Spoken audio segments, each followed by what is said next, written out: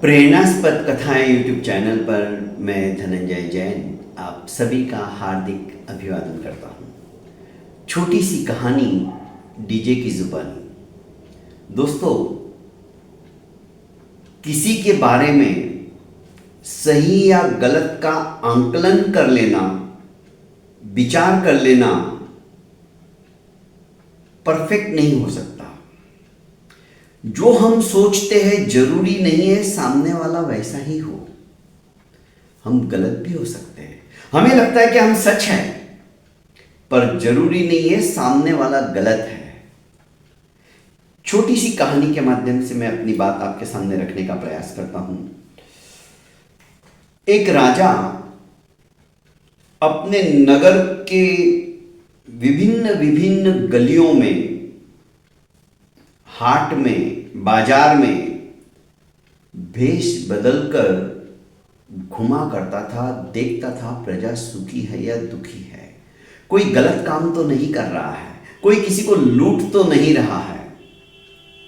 एक दिन अपने मंत्री के साथ, मंत्री और राजा दोनों ने अपनी वेशभूषा परिवर्तित कर ली थी, बदल चुके थे, कोई उन्हें पहचान ही नहीं पाएगा, इस तरह की साधारण वेशभूषा के अंदर वे भ्रमण कर रहे थे। बाजार में घूमते घूमते अचानक उनका लक्ष्य रास्ते में पड़े एक मुर्दे के ऊपर पड़ी, लाश के ऊपर पड़ी। लोग देखते थे और दूर से ही कन्नी काट कर निकल जाते थे। कोई भी उस लाश की तरफ जाना नहीं चाहता था, उससे नफरत करते थे। राजा को बड़ा आश्चर्य हुआ, अरे बीचों बीच सड़क के आदमी मरा पड़ा है, उसको उठाकर वो कहां का है, कौन है, जानकारी निकालकर उसके अपने स्थान पर पहुंचाने के बजाय, उसको मानवता के नाते ही सही हेल्प करने के बजाय उसके परिवारजनों की, ये लोग उसकी तरफ मुंह तक नहीं उठाकर देखना चाहते हैं। ऐसा है क्या? आखिर उसकी जेब वगैरह टटोली गई। वजीर ने भी देखा, राजा ने भी देखा, पर मालूम नहीं पड़ा कौन है। आजू बाजू के दुकानदारों से पूछा गया तो दुकानदारों ने कहा कि आप किस पड़पंच में पढ़ना चाहते हो साहब, कौन हो आप अपने रास्ते नापिए, इसकी कोई सहायता करने वाला नहीं है, ये दुष्ट आदमी है, आप इसे नहीं जानते। उस आदमी के प्रति लोगों का दृष्टिकोण पूरी तरह से बदल चुका था, क्योंकि सभी उसे दुष्ट समझते थे।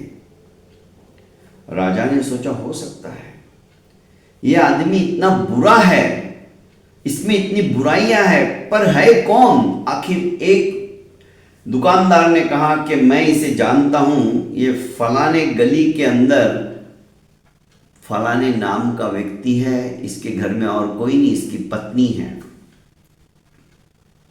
राजा और वजीर मतलब मंत्री उस लाश को उठाकर उसके घर पे पहुंचते हैं। दरवाजा खटखटाते हैं, उसकी पत्नी दरवाजा खोलती है। अपने पति को मृत अवस्था में देखकर दहाड़ मारकर रोने लगती है।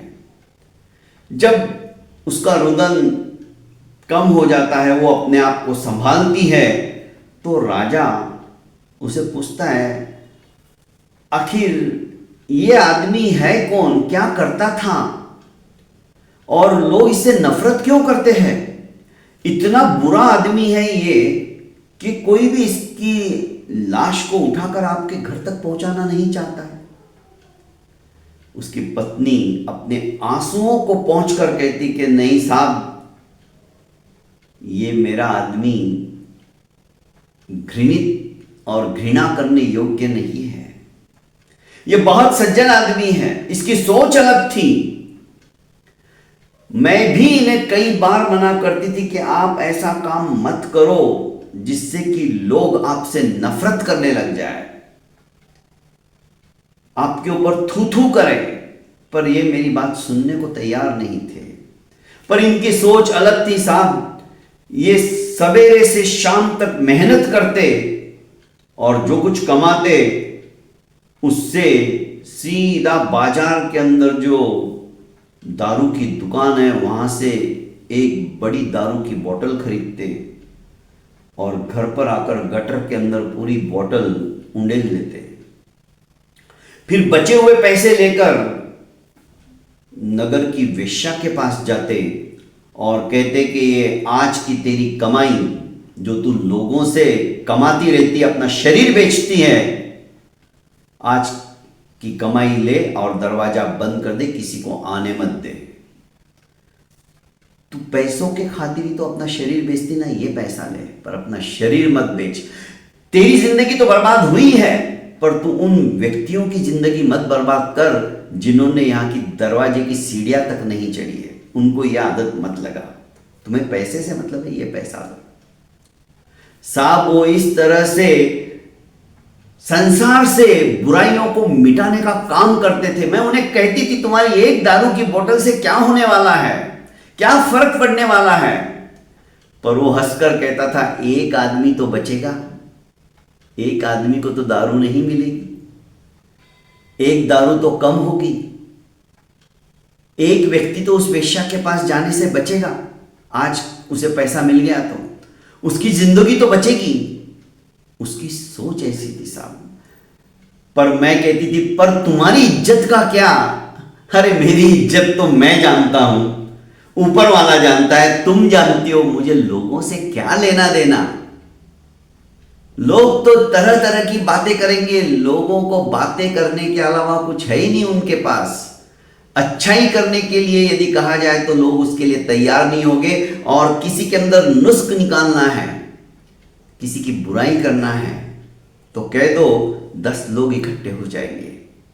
तुम मेरी इज्जत की परवाह मत करो, पर एक बात याद रखना, मैं तुम्हें कह देता हूं, जब मैं मरूंगा ना, तुम कह रही हो ना तुम्हारी अर्थी भी कोई उठाने वाला नहीं होगा, अरे यहां का बादशाह खुद आके मेरी अर्थी को हाथ लगाएगा, देख लेना।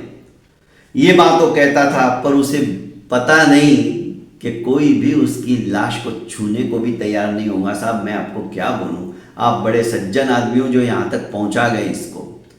बादशाह ने कहा कि जो मरा तुम्हारा पति वो व्यक्ति सचमुच में उत्कृष्ट व्यक्तिमत्व का धनी था, और उसने सही कहा, मैं खुद बादशाह हूं, हम भेष बदल कर, और ये मंत्री है मेरा, हम नगर के अंदर भ्रमण करते रोज की तरह, और उसने सही कहा। और अब राजकीय ठाट बाट के साथ इसकी अर्थी निकाली जाएगी, इसका दाह संस्कार होगा ताकि लोगों को भी एक सबक मिले, और राजा ने वैसा ही किया।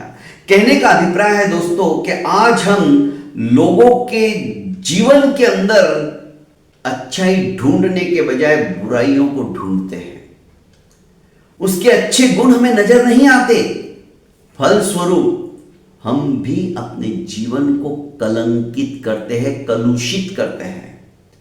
दोस्तों जीवन को समुज्वल बनाना है तो बुराई में से भी अच्छाई ढूंढने की हम कोशिश करें तो शायद आत्मिक गुण हमारे विकसित होंगे, और हमने जो यह मनुष्य जन्म प्राप्त किया है उस मनुष्य जन्म पाने की सार्थकता होगी।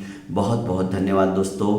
मेरे इस प्रेरणास्पद कथा यूट्यूब चैनल को आपने अभी तक लाइक, शेयर एवं सब्सक्राइब नहीं किया है तो कर लीजिए, और ज़्यादा से ज़्यादा अपनों को शेयर कीजिए। प्रणाम।